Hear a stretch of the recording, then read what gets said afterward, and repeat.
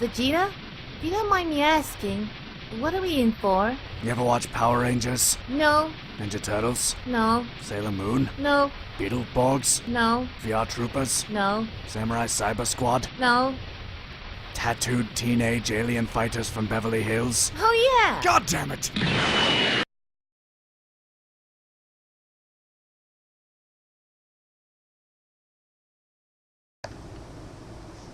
Hi everyone, it's JRR here, and today we're talking about hero teams. To be exact, well, not even to be exact, Vegeta gave examples of a few of them, which they all seem to be set up a certain way. So let's go ahead and break it down and figure out exactly if this is a good or a bad thing, shall we?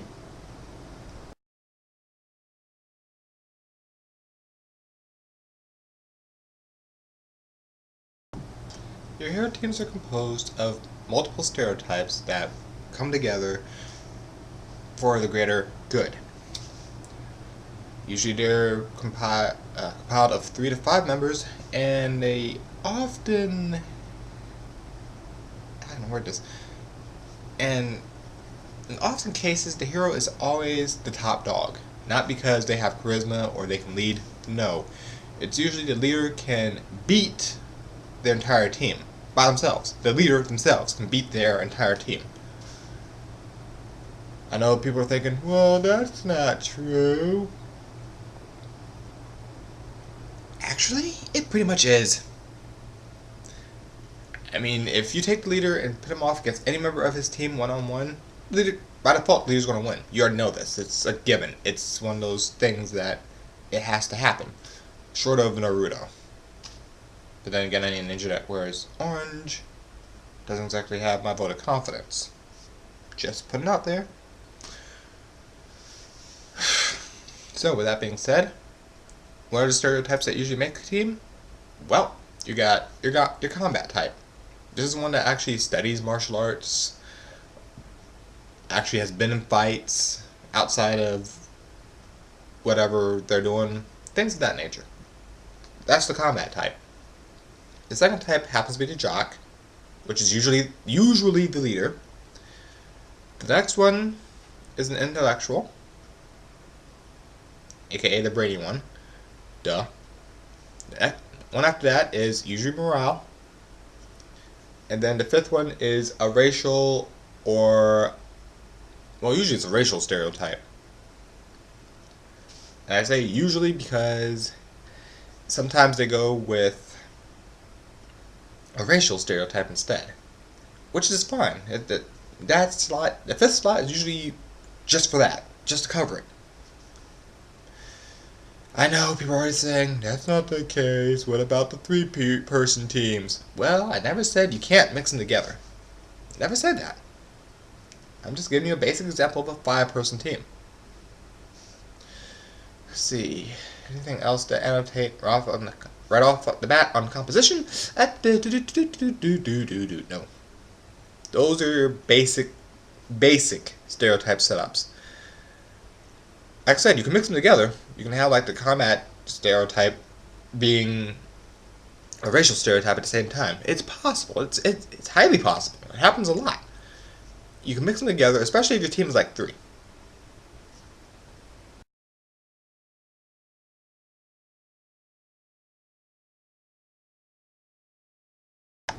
Okay.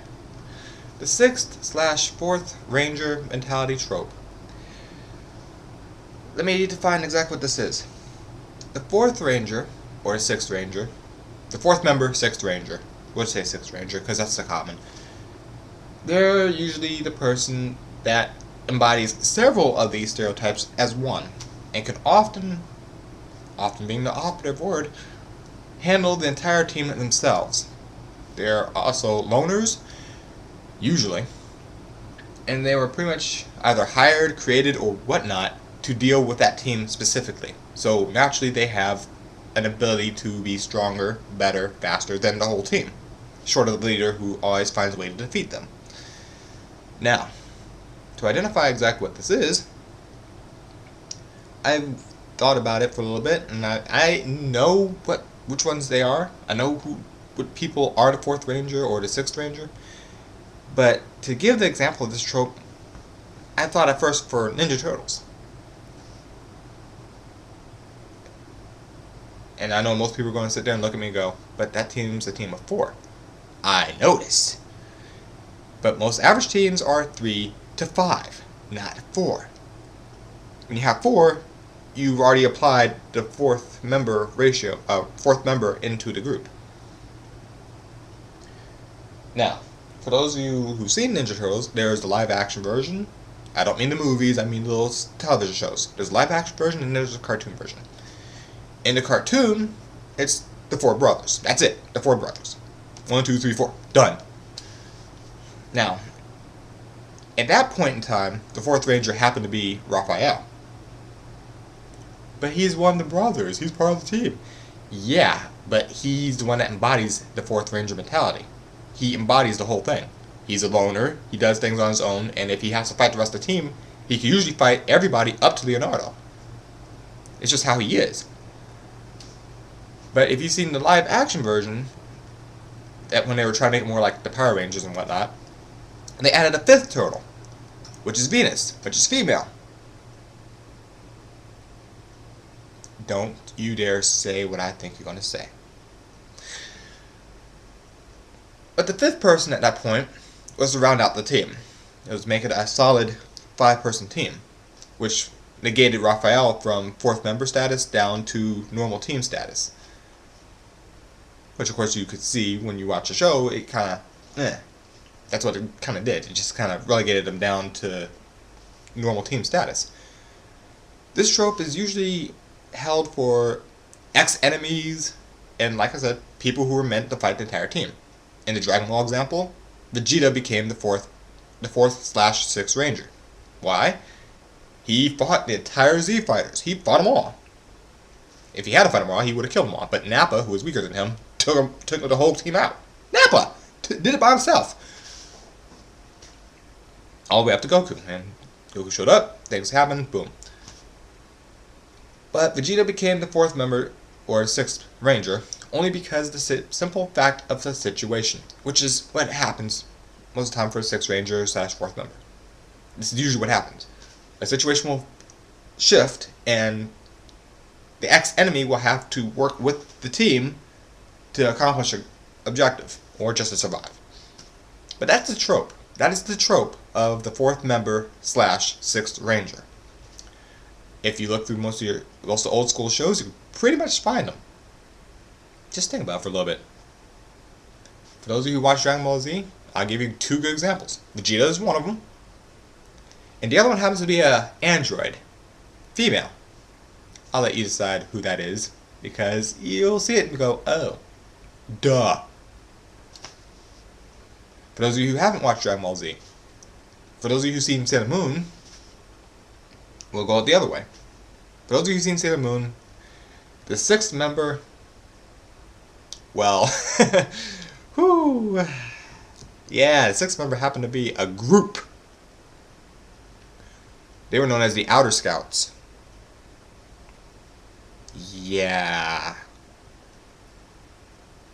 I don't think the creator is going to go back and rewrite the entire fucking series because they decided Pluto is not a planet.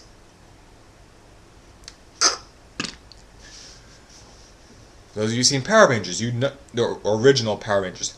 Mighty Morphin Power Rangers, ooh.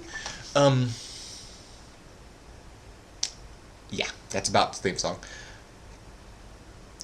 The 6th Ranger was pretty obvious in that one. I'll give you a hint. He wears green and had a chest shield. Most of them called him Tommy. But let's go on to the next part, shall we?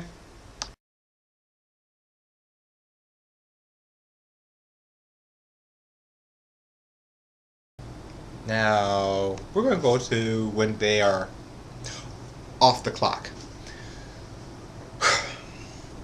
This is a very interesting situation because most teams, most Power Ranger teams, Power Rangers, Kamen Riders, things like that, if they are associated with a color, they often wear this color. And not only that, but they always hang out with each other as a group of 5. I mean, let's take a step back. Let's take a step back for a second, and let's break this down. We can't figure out who the Power Rangers are. Okay, cool. I'm going to take a step back, because they're supposed to be high school students. Supposed to be high school students. So let's take a mindset back to high school. You see a jock and a nerd together with 3 other people. We're just going to stop right there. Jock and a nerd together with 2 girls and a guy. Let's think about this for a second. You see them every day. They're usually a group of 5. They're usually chilling out together. All 5 of them as a group, always together. Yeah, we see this all the time in high school, right? The jocks and nerds, yeah, they get along perfect. Yeah, they usually hang out all the time. Yeah, you got a nerd on the sidelines during football games calculating how to fucking do a play. Yeah, right.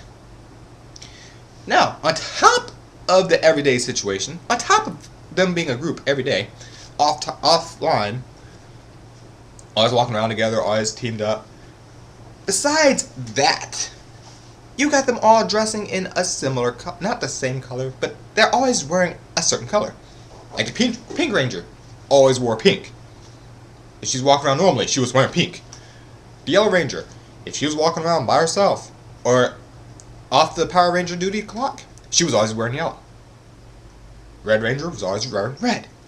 Blue, blue, black, black, green, green, etc., etc. Now, this is what throws me for a loop.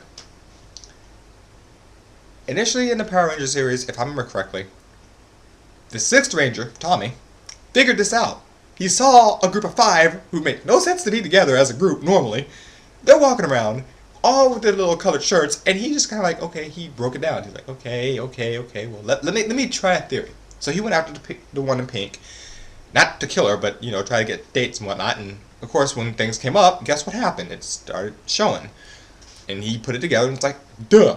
But what happened when he joined the group? Now you got 2 jocks, a nerd, a cheerleader, the Asian, which is the combat expert, and, of course, the black guy who's like, what the fuck am I doing here?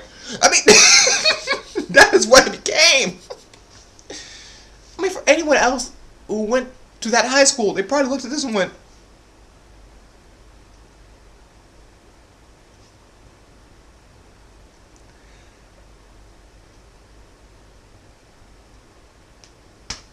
they have nothing in common. Okay, I take that back. 3 of them have something in common. Red, green, and pink. All 3 of them have something they can relate to. 2 of them are hardcore jocks, and 1 of them does gymnastics. So she could be a cheerleader, she might be a dance team member. It could be something easily related. So okay, 3 of them make sense. Maybe the black guy's a jock. He doesn't seem like the overly intellectual one, so okay, we could now work the 4th person into it. But the Asian and the intellectual. Maybe the Asian was the pink one's friend. Yeah, no, that might hold. That could work. Yeah. Okay, we're up to. We got the 5 logically.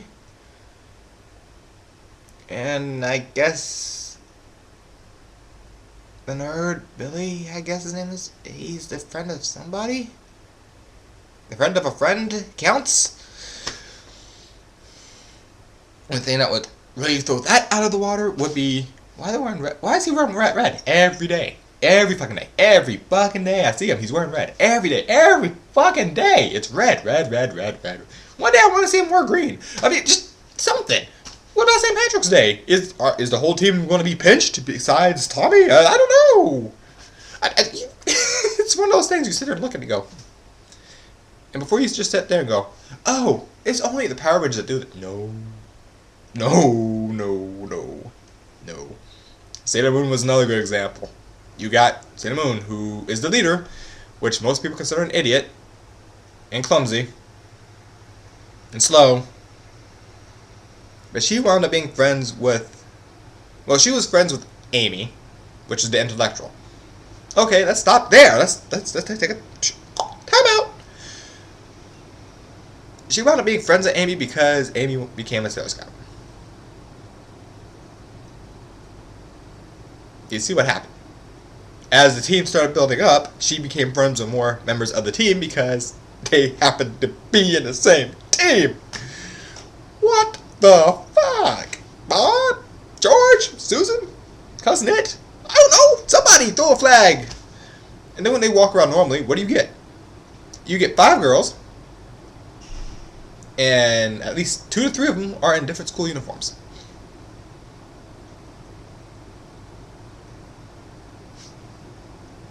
I'm just throwing it out there.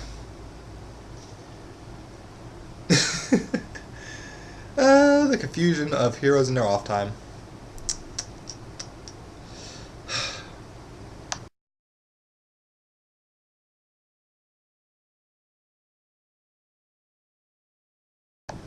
The last person of the team I want to speak about happens to be the leader. The actual leader. The Red Ranger. Goku. Sailor Moon. The leader of the group. Superman. Things like that. What makes the leader so special? What gives them the right to be the one to be able to whoop every member of their team? Well, for starters, they're the leader. This is often considered making them the main character of the story. So they have to have a little bit of bonus to them. Most of the time, the leaders happen to be one of the strongest fighters of their main group. But they're also the ones that are given the trump cards, the special techniques, the unique weaponry. The first ones to get the major power-ups because they're the ones that need it.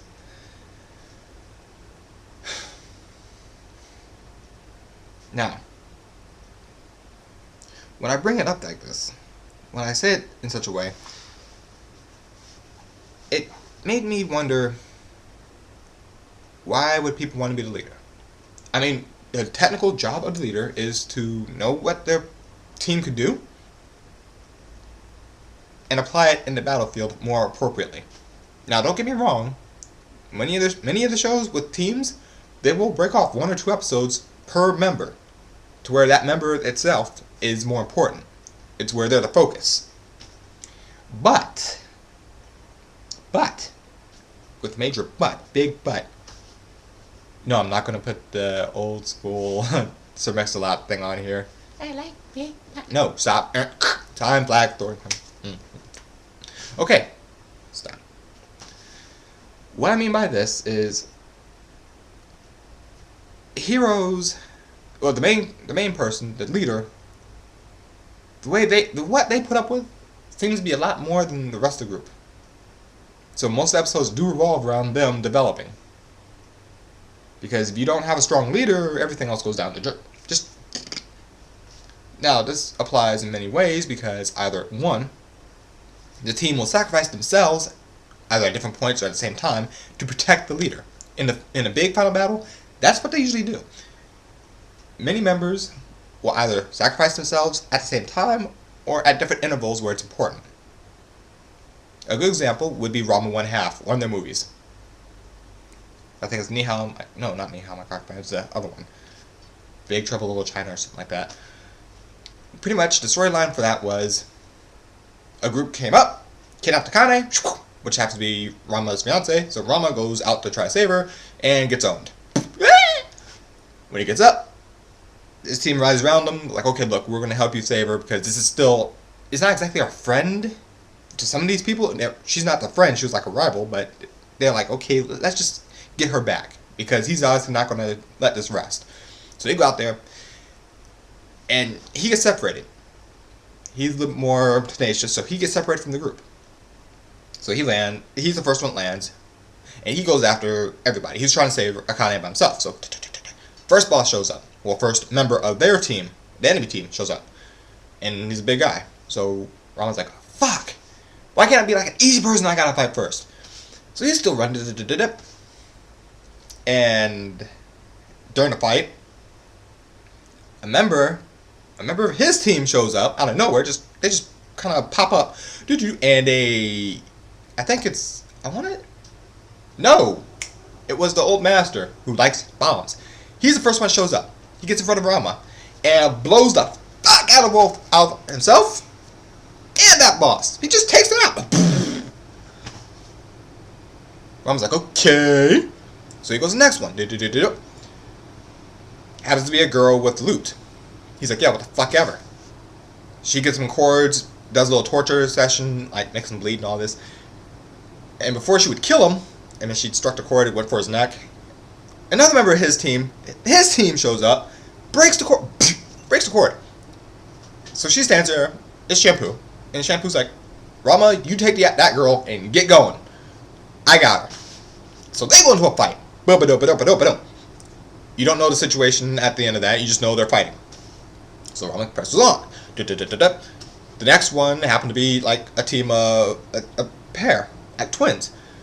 And they're dropping stuff out of the sky, which Rama actually had a fight. He actually did it himself. He actually won that fight by himself. He didn't have outside interference. He done. Pressed on. The fourth boss. He was like the Krillin size member of the team, but he knew what he was doing. He whooped the crap out of Rama. All the way up to a point, and then Rama's whole team came by and steamrolled his ass. Just ran him over. Just boop. Everyone just stomped on him. Just one after another after another. This was Rama's team. Keep in mind, this is Rama's team. Keep this in mind because this is important later. They just stomped this guy. He gives up and he's out. Well, he doesn't give up. He just gets unconscious. He goes, bleh. You're going to take so many blows to the head before your body just says, fuck this, we're done. Screw this noise, we quit. So they get up there, and they all show up to save Akane, except for Rama, because Rama's back here at the other place like... They came from there, went that way. Dude, you alright? Dude! Bro? Dude. Ooh. I should probably go find where the rest of my team went. Screw you, guy. I'm going home. Well, meanwhile, the boss sees the rest of the group and is like, fuck that noise. I'm not fighting everybody. Everyone's unconscious. Everyone. Just one move. Done. Rama shows up. They start fighting. Boss to boss. The rest of the team, rest of Rama's team at this point gets up. Rama's still fighting. Getting owned. But he's bless his heart for trying. Well, again, this is what makes the leader the leader. He was known as a combat genius. For those of you who don't know what a combat genius is, they're the ones that tend to adapt in battle. Where if something doesn't work and they realize it doesn't work, they adjust. Technically, that's what Goku's supposed to be too, but as we saw in GT, his combat genius-ality went out the window. Whew. Anyway, as things happened, he changed his tactic and he was actually landing blows on the boss, and the boss kind of snapped him. Okay, fuck this. I'm killing you now. We're done. Enough games. Fuck this. So they both do their ultimate technique. This whole time, all this is happening, Rama's team that got up was just what? Get him, Rama! Get him! Dude, seriously? There's like 8 of us here, and you're going to have me fight him by myself. Okay, fuck you. Needless to say, Rama did win because he's the leader and he's the main character. And for fuck's sake, the series is called Rama 1/2. What did you expect was going to happen? So, that's pretty much the gist of a leader, where if they don't sacrifice themselves, they will do what they can to help the leader progress to where they need to go. That's the main job of the rest of the group, apparently. Now, for those of you who watch Sailor Moon, you've seen time and time again, the scouts would drop one after the other, and then Sailor Moon would have to pull something out of her ass to win the fight. Dragon Ball Z is the same way. Vegeta showed up, what happened? The rest of the Z Brothers had to hold their own until Goku showed up, and how many of them died? Yeah. So, that is my little rant over teams. Well, hero teams. Villain teams are a whole different, another kettle of fish. Hero teams are basically set up like this. The boss is like the overlord, the boss, and at least 2 generals. Boom, boom. At least. Sometimes there's 4 generals and the boss. Sometimes the boss is the overlord, sometimes they're not. But that's the general setup. The generals usually summon small creatures in a group to deal with the team, and in the end, the general gets killed. At some point in time, they get killed. It's just going to happen at some point. It doesn't mean they're going to always be showing up with a group like, we're going to kick your ass. No, they're going to show up, try something. Either they'll win, or they'll get to a point where they can win, or they'll lose horribly and they're just like, fuck this, I'm backing off. That's pretty much what the evil side does. And if it's a big member of the evil team, instead of killing the team at early stages, no, they show up, they fight. I'm better than you, fuck this, I won. I'm not going to kill y'all though, I'm not going to kill y'all. We're going to try this again later. I'm just going to go ahead and leave. The fuck? Like, if there's ever anything that needs to be done specifically, then the villain, the main boss would do it themselves, take care of it, and then leave. And of course, the heroes all we can't even beat that guy. Yeah, shut up. That's usually how the villain side is set up. The hero side is what we've gone over today. Well, have yourselves a good night, and I guess I should start adding thanks for watching if you're watching it. Later, guys and girls. And things, if there's things watching this.